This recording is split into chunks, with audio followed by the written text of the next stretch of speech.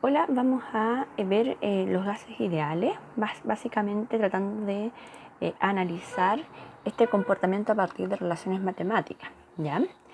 Vamos a recordar que los gases ideales, tal como aparecía en la guía y tal como hemos ido viéndolo, se caracterizan por no existir en realidad. Son solamente un modelo teórico que trata de moldear un poco cómo sería el comportamiento de los gases reales. Obviamente con ciertas limitaciones, que son el hecho de que dentro del concepto de gas ideal las partículas que conforman el gas tienen el hecho de que no chocan entre sí ni con las paredes que los contiene, y además son gases pero tan ideales que tampoco son capaces de comprimirse, ¿ya? Súper importante ahí en el concepto de gas ideal. Además, los gases ideales tienen magnitudes características propias dentro de la perspectiva física, que son básicamente tres. La presión, recordad que la presión es la fuerza que se aplica sobre cierta área. La temperatura, que no es lo mismo que calor, ojo con eso, porque varios se equivocaron en la guía en ese sentido. La temperatura hace referencia a cómo se mueven, se agitan las partículas que conforman un gas o cualquier cuerpo, mientras que el calor hace referencia a cómo yo voy a ceder energía para que otro cuerpo aumente su temperatura. Entonces ahí vamos a hacer la distinción llegado a su momento. Y además el volumen, que hace referencia al espacio que ocupa este gas, ¿ya? Por otro lado, un gas ideal tiene como función básicamente la aproximación al comportamiento. La finalidad es estudiar el comportamiento de los gases, sin embargo, solamente lo podemos hacer de una forma de aproximación. Todas estas magnitudes de presión, temperatura y volumen, nos vamos a acercar a ellas y cómo se interactúan entre sí mediante distintas leyes matemáticas, que son las que vamos a ver hoy, que son la ley de Boyle, la ley de Charles y la ley de Gay-Lussac, ¿ya? Y además, después vamos a ver que estas tres magnitudes físicas las vamos a reunir en una sola ley que va a denominarse ley combinada. Además, los gases ideales tienen una magnitud propia desde el punto de vista químico, que es la ley de Avogadro, que establece esta magnitud, que son los números de moles. A resumidas cuentas, que de ahí vamos a partir, un mol hace referencia a una cuantificación de partícula. Eso quiere decir que vamos a tener que, es como que yo tomara 10 canicas, y cada 10 canicas yo dijera que es una unidad. Yo definí este concepto de una decena. Yo definí este concepto de decena a partir de la reunión de información, en este caso de canicas. Lo mismo pasa con el mol. Avogadro, un científico, un químico de muchos años atrás, estableció que un mol iba a ser la cantidad de materia contenida por 6,023 por 10 a la 23 partículas, comprendiéndose que partículas pueden ser átomos, moléculas, iones, electrones, etc. ¿Ya? Esos son los moles. Es una cuantificación. Es como cuando yo reúno un grupo de estudiantes y digo, este es un curso. Cada 20 niños voy a formar un curso. Lo mismo un mol, pero en vez de reunir 20 niños, va a reunir 6,023 por 10 a la 23 partículas. Y la ley de Avogadro establece esto, establece que mientras más partículas yo tengo, mayor va a ser el volumen. Por lo tanto, va a haber una relación directamente proporcional. A mayor cantidad de partículas, mayor volumen. Es como cuando inflo un globo. Mientras más aire yo le ingreso al globo, más grande es. Mayor cantidad de partículas, mayor volumen. Y establece que esta relación va a ser un valor constante. Volumen 1 dividido moles 1 va a ser igual al volumen de una situación final cuando se modifica el número de moles o bien de forma opuesta. Veamos un ejemplo. Por ejemplo, primero la transformación. ¿Cuántas partículas poseen 3 moles? Primer dato, y el dato súper importante, es la equivalencia mol-partículas, que en este caso sabemos que un mol es el número de Avogadro. Ese 6,023 por 10 a la 23 se conoce como número de Avogadro, partícula. Y la fórmula siempre va a ser una relación, regla de 3. Un mol equivale al número de Avogadro, mientras que 3 moles es mi incógnita.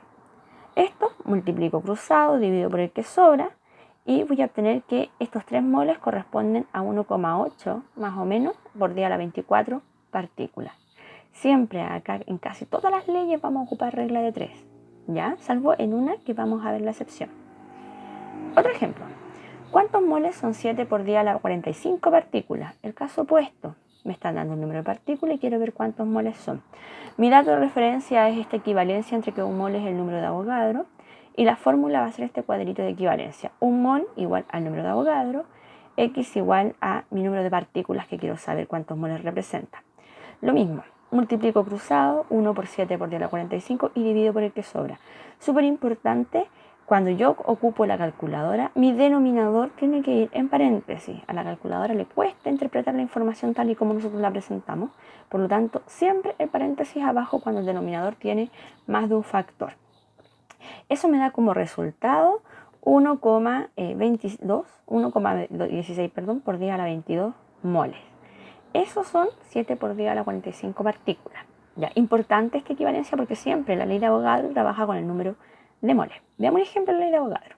Dice, un gas posee 10.000 moles cuando su volumen es de 3 litros.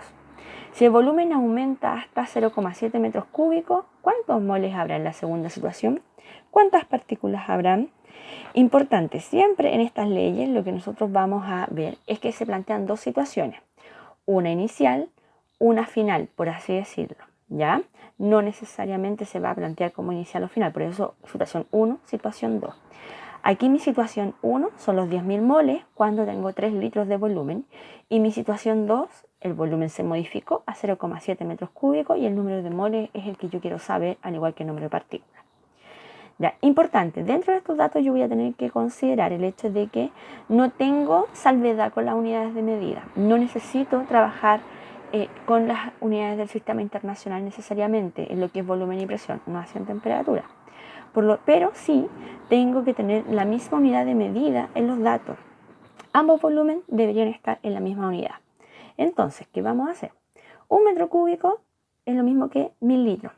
Importante, por lo tanto 0,7 metros cúbicos son 700 litros. Ahora ya tengo mi dato transformado. ¿Qué me dice la ley de Avogadro? Me dice que el volumen 1 partido del número de moles 1 va a ser igual al volumen 2 dividido el número de moles 2. Igual que cuando transformamos. Son netamente regla de 3. 3 litros es a 10.000 moles, al igual que 700 litros es a X. Lo mismo, multiplico cruzado, 700 por 10.000 y divido por el que sobra. Se me van a ir los litros, me queda solamente el número de moles. Ahí está. En estos 700 litros hay contenido 2.333.333 moles aproximadamente, lo que significa, si yo multiplico por el número de Avogadro, que es el que me va a dar la cantidad de partículas, siempre que yo quiera pasar de mol a partícula, multiplicamos, ¿ya? Me va a dar de que hay 1,4 por 10 a la 30 partículas, ¿ya?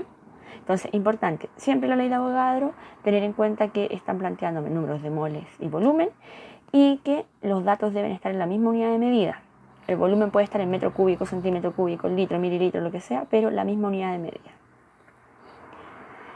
Hay otra ley, que es la ley de Boyle-Mariotte, ¿ya? Que básicamente plantea qué es lo que sucede cuando un gas está confinado en un recipiente y se le aplica una fuerza. Yo estoy presionando, es como que tiene un globo inflado y yo lo estoy apretando. Resulta que cuando yo aprieto, cuando yo le genero una presión, le aplico una fuerza, el volumen va a disminuir. Hay una relación inversa. A mayor presión aplicada, vamos a volver al esquema, el volumen va a disminuir. Es como cuando yo aprieto una jeringa, ¿ya? Entonces, ¿qué tengo que tomar en cuenta? Si yo aplico mayor fuerza, si yo presiono el globo, el volumen disminuye. Eso quiere decir que a mayor presión aplicada va a ser menor el volumen, tal como el ejemplo de la jeringa que recién les acabo de mencionar. Esto quiere decir que la relación entre la presión y el volumen es inversamente proporcional. Es decir, a mayor presión, menor volumen. Por lo tanto, matemáticamente yo eso lo voy a poder establecer con este producto. En un instante inicial, la presión y el volumen, el producto, la multiplicación entre ellos, va a ser igual a la presión y el volumen en un instante 2, ¿ya? Importante, lo mismo que con el volumen en el caso anterior, la presión no necesariamente tiene que estar en una unidad de medida en sí. Pueden ocupar los pascales, los milímetros de mercurio, los torr, los bar, etc. Todo lo que hemos estado viendo desde anteriormente, ¿ya? Desde el año pasado. Gráficamente, ¿cómo yo voy a ver esta ley? Si se dan cuenta, el gráfico me va mostrando de que a mayor volumen, si yo me voy a la horizontal y me voy desplazando hacia la derecha, a mayor volumen la presión va a disminuir. Es una gráfica media curva. Así se ve en la ley de Boyle, ¿ya? Y veamos un ejemplo. Dice, un cuerpo posee un volumen inicial de 20 litros. Si la presión sobre él se cuadruplica, no sé cuánto es la presión, pero sé la relación entre la presión inicial y la final, súper importante. ¿Cuál será su nuevo volumen? Y expresemos el volumen en metro cúbico, centímetro cúbico y litro. Fijémonos bien, los datos tengo los 20 litros y lo único que me dice el problema es que la presión se cuadruplica, por lo tanto yo lo que puedo considerar es que la presión 1 es 1 y la presión 2 como se cuadruplicó es 4. No me importa la unidad de medida, lo que me importa es el volumen, la unidad de volumen única y exclusivamente, dado que el volumen 2 no lo desconozco, ¿ya? Tengo los datos y ahora me voy a la aplicación de Boyle, a la relación de Boyle, ¿ya? Y le aplico. Tengo que la presión 1 es 1, no sé lo que sea, pero es 1. El volumen 1 va a ser 20 litros, la presión 2 es 4 y X. Acá es distinto, no es llegar y multiplicar cruzado. Ese 4 que está multiplicando lo vamos a pasar dividiendo, ¿ya? De forma de despejar la X. Y voy a tener que X va a ser 1 por 20 litros dividido 4 y eso me da 5. 5 litros. Ahora vamos a convertir porque el ejercicio me plantea, si yo vuelvo atrás, que lo transforme a metro cúbico, centímetro cúbico y litro. Ya lo tengo el litro. Un litro contiene 1000 centímetros cúbicos, por lo tanto tengo que multiplicar por 1000, son 5000 centímetros cúbicos. Y un metro cúbico contiene 1000 litros, por lo tanto para transformar de litro a metro cúbico divido por 1000. Eso me da 0,005 metro cúbico. Otro ejemplo, un poquito más complejo. Ahora yo tengo un globo esférico que concentra gas en su interior que se asemeja a un gas ideal. Si inicialmente el globo se encuentra a nivel del mar con un radio inicial de 25 centímetros cúbicos, determina el volumen y el radio final del globo si la presión disminuye en un 80%. Yo puedo establecer que la presión está medida en porcentaje. Fin. A nivel del mar la presión es máxima, está a su 100%. Y como yo subí y disminuyó en un 80%, me queda en un 20%. Ahí tengo mi presión 1 y presión 2. Para el volumen hay que calcular el volumen a partir de la formulita. El volumen de una esfera la vamos a calcular así. 4 tercios pi por el radio al cubo. No me interesa la unidad de medida, la vamos a dejar en centímetros. Si yo aplico esto en la calculadorita, me va a dar 65.416,7 centímetros cúbicos. Ese es mi volumen inicial y quiero saber el volumen final. Aplico la ley de Boyle con estos datos muy feos. La presión en porcentaje, fíjense bien, sin ningún problema. Y voy a tener ese 20%, va a pasar dividiendo, la pega la hace la calculadora y voy a tener que X es igual a 327.083,3 centímetros cúbicos. Ese es mi volumen.